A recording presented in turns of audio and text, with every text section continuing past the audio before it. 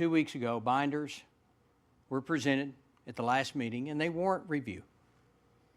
Several people have mentioned they'd like to hear my side, which I interpret to mean they would like to know more of the facts involving City Stars.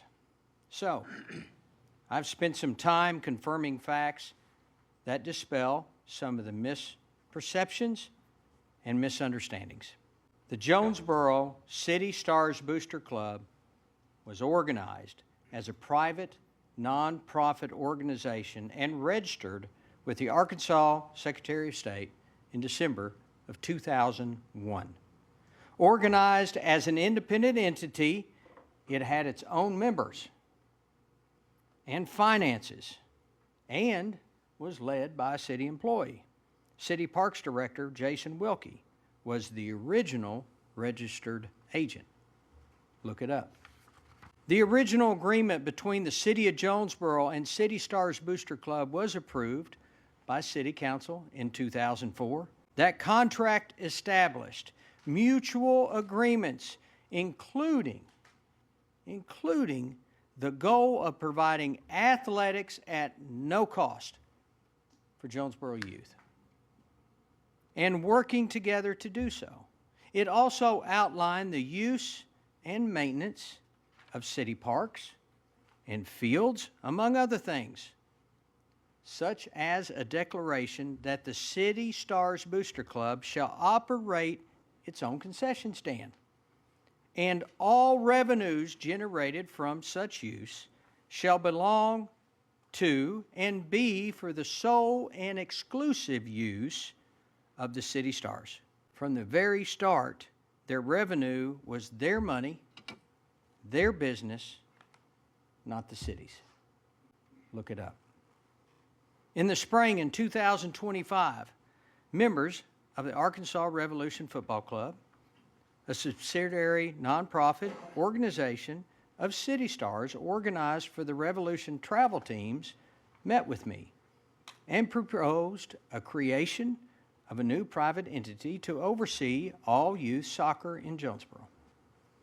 Despite maintaining independence from city control and oversight, the proposal sought public funding of $500,000 annually, which would have covered $190,000 in non-coach payroll and another $125,000 for coaches. The proposal is foilable from the city. Look it up. Shortly after that meeting, Matt Daniels resigned. In his resignation letter, he stated in his incorrect beliefs that 1, the city controlled the City Stars budget. It did not. And 2, the city was already spending a large portion of the $500,000 in the proposal he and others made to me. The city was spending $0. Look it up. In April 2025, the entire board of the Arkansas Revolution Football Club issued a joint resignation letter and stated their incorrect understanding that the City of Jonesboro has city employees to run various programs under the City Stars umbrella. The Arkansas Revolution Football Club board said they presented City Stars financial statements to my office requesting clarification and account separation, and said to their knowledge that my office declined to take any action. Fiduciary duties fall to the boards and management of private nonprofit organizations and cannot be delegated, giving them full and exclusive authority over their own money and how it is handled, and how their chart of accounts is organized, and how their accounting entries are made. Look it up. I did ask the management of City Stars to voluntarily undergo and pay for an audit by a respected, certified public accounting firm. They agreed, and the firm of Thomas, Spate, and Noble completed its audit of City Stars' finances and presented their report to the City Stars Board of Directors in June of 2025. The independent auditor's report expressed the opinion that the City Stars financial statements present fairly in all material respects and assets, liabilities, net assets of the City Stars Booster Club. In other words, clean audit. This report was also presented to this City Council. Incidentally, Thomas, Spate, and Noble also conduct the annual audits for the Jonesboro Advertising and Promotion Commission. Look it up.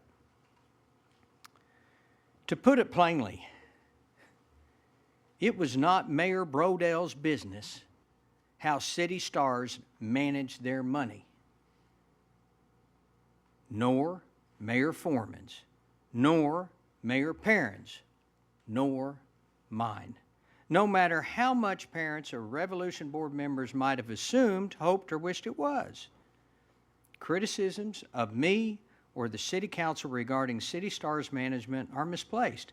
My responsibility as mayor is to administer city-operated programs, which City Stars was not. In accordance with City Council-approved budgets, which we don't include City Stars. I presented verifiable facts, not feelings, not understandings or beliefs, like many of the documents presented at the previous City Council meeting contained. I understand some people may have honest questions about City Stars, operations, and funds in the past. Those questions should be properly directed to its own officers and board of directors, which had the full fiduciary responsibilities and duties. Part of all the confusion has come from people asking questions or emailing or texting complaints and concerns about City Stars to the wrong place. The mayor's office did not have answers about the accounting or handling of money of City Stars. And I never meant for it to come off as dismissive, because we didn't have the answers. We don't have answers for Jonesboro baseball boosters, Arkansas junior volleyball, or the Foundation of Arts. And even though, like City Stars, and many other private nonprofits, they utilize city-owned facilities. So let's remember the reason, and I haven't forgotten, that City Stars was formed in the first place was to help kids who didn't have access to and couldn't afford other athletic program options. And it's done very well for 25 years. Tens of thousands of children have benefited as the city and City Stars work together. This should be an exciting time for that program, and the upcoming generations and our youth need it.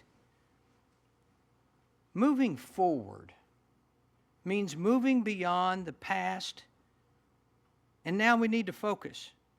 Because on Mayor, now we have transitioned City Stars as December 5th to a city program.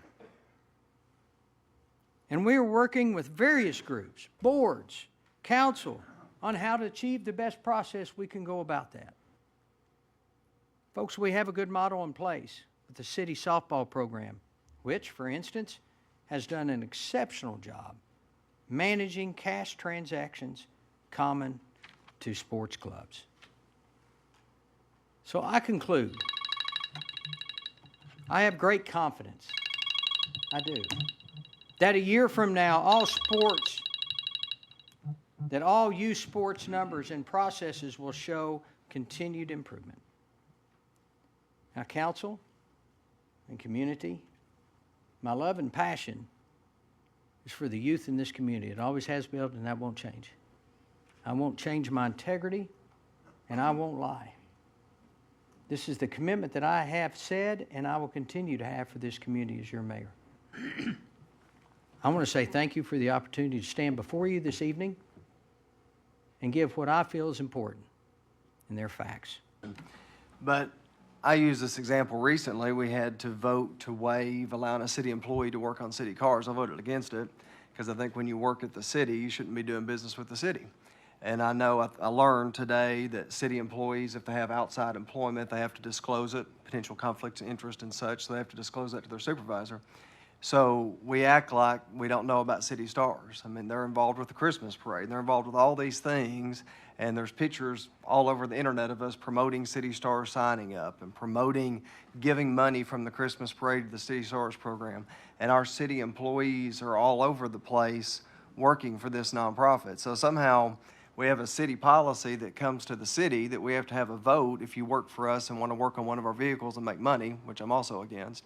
But when our city employees are using your taxpayer dollars, your resources, your cars, our city vehicles, all of our city resources and computers to do this program inside of a 501c3, and then even to Jeremy's point, when it's brought, I mean, I feel like this whole thing's like some sort of gaslighting thing to make us feel crazy that we shouldn't take this serious. I mean, Matt Modeleski never met the guy, never talked to the guy. He's a Copenhaver donor and a Copenhaver supporter. So the whole effort's being led by a Copenhaver donor and a Copenhaver supporter. And the other person who's been a whistleblower in all of this is Jerry Morgan. Jerry Morgan's one of the most respected members of this community, and I would argue, with no offense to anyone else, I would argue that Jerry's maybe one of the most significant people in this community from a public service perspective. We wouldn't have the Ridge Athletic Center without him and his vision. The public cares, and despite any of the gaslighting going on tonight, the FBI doesn't show up for no reason. So we're in a very serious situation, and as the stewards of the taxpayers' resources, I feel like we have to take action. This is my opinion. I'm not an attorney, but if city employees are involved in every aspect of this agreement, of this entity, even though it's a separate C3, if you're the major stakeholder and it's your facilities that are being used, it's your employees that make up all but maybe one position on the board of directors, if there are allegations made, I think you have every right as the city, as the mayor, to ask questions. I don't think it's right to put your, for lack of a better term, just say, nope, that's a separate organization, I can't do anything about it. You have every right to ask questions, in my opinion. If you don't, you can force actions, you can ask for their board for things, because you're the one with the facilities, you're the one with the assets. I think,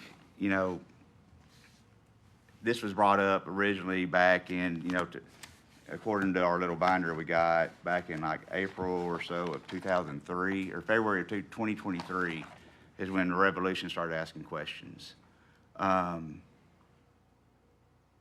disappointed that it's dragged on until April or February of 2026 with really no resolution. I think as I've supported Cope, he knows that, but I feel as CEO of the city, you shouldn't let things drag out that long. You have to, you don't not get back to people. It's our job or your job to make the hard decisions and not just, okay, I'll get back to you in a couple of weeks and never get back to people. I think that's one thing that definitely needs to be improved, and that's let something fester and become it turned into from a little snowball into a big avalanche. And now that we got the public here, with eroded public trust, just frustrated, the problems have escalated, and I don't take that lightly. The relationship between the mayor and the council is one that's built on trust. We have to be transparent with each other, or else we're not gonna get anything done. And, I don't know if it was a misspeak or you read it wrong or what, but at the January 6th meeting, when you said that you had spoken to several members of the Parks and Rec Advisory Board, I had people the next day come up to me and say, Joe, I haven't spoken to the mayor about this. January 21st, I called 9 members of that committee, after you had said you had spoken to several, and you had spoken to one. Only one told me he had spoken to you, and then one member had said they had spoken to Jim at a basketball game. So like I said, I don't know if that was intentional or not intentional, but it has raised questions in my mind about why you would say that over something so simple and trivial that you didn't have to say that. Just say, I meant to speak to him, I didn't get to it. We got to do better. I said at the last meeting, there's plenty of opportunity for improvement. And I think that improvement comes from being better communication, open, honest, and taking care of business. We can't just keep kicking the cans down the road when it's hard decisions. I mean, you got to be the place where the buck stops here. That understand perceptions and how people perceive, because it doesn't necessarily give an indicator of who the man is or who the person is. I'm gonna be honest with you, Mayor. I was waiting for a response that week. I wasn't here, so I couldn't have any opinion or know what happened or anything, but I was waiting for a response that said, that indicated adamantly, that's not true, or this is not me, or this is what happened. And I didn't get that. And so I was left with my own mind to think whatever, based on the readings and the social media and all of that. And but I'll be honest with you, one thing that I do and I try to do is make decisions based on principle and facts. And so I appreciate you for sharing today. That helps me to hear your side, because while many are saying that it's politically motivated,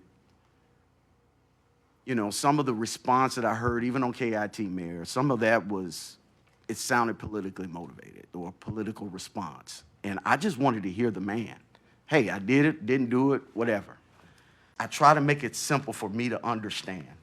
And that is, did the mayor, did we as city or whatever officials, did we have the responsibility of, I understand fiduciarily, maybe not, but to oversee and all of that. And I had to go back to being a father and being a grandfather.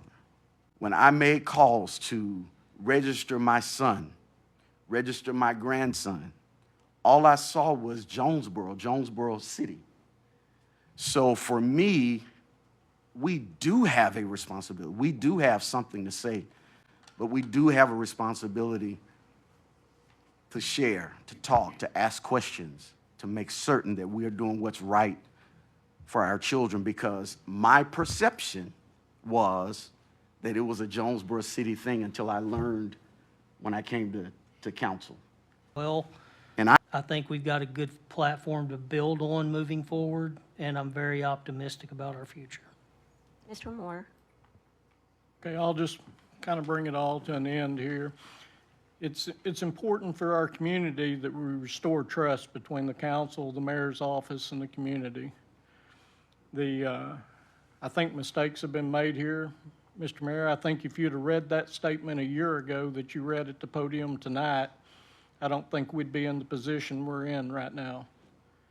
If not a year ago, when Patty Lack and Jeremy Terrell both came to this podium and they expressed concerns, if you'd have read that statement that you read tonight, we would not have this problem. I don't know why you didn't. I would have, if I'd have been mayor, I would have wanted to clear it up right then, that we had no authority. There have been people in the community that have been upset about it. I think you should have addressed it sooner, but I think we have to find a way to move on. I appreciate the input from City Council. Now, I strive every day to make the right decisions for this community. And we as council and the mayor's office and the city employees have worked hard together the last 5 years. And we need to continue moving forward.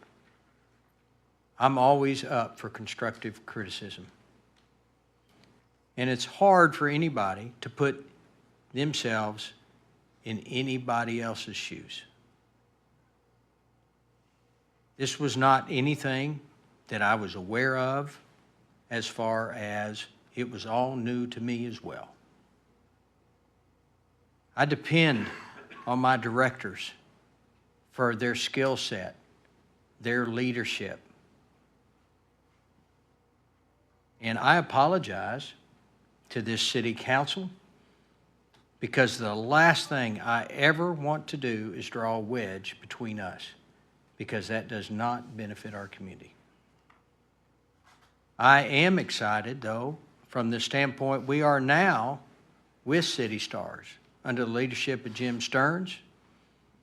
Very positive. We have a good onset moving forward. Council, so thank you again for your conversation tonight. It was open, it was apparent, and I think you know me as who I am, and I will take it to heart. And I don't know of any leader that doesn't always want to improve. So thank you. Next, we'll move on to item 11, that's adjournment. So move. All in favor, say aye. Aye. Any opposed?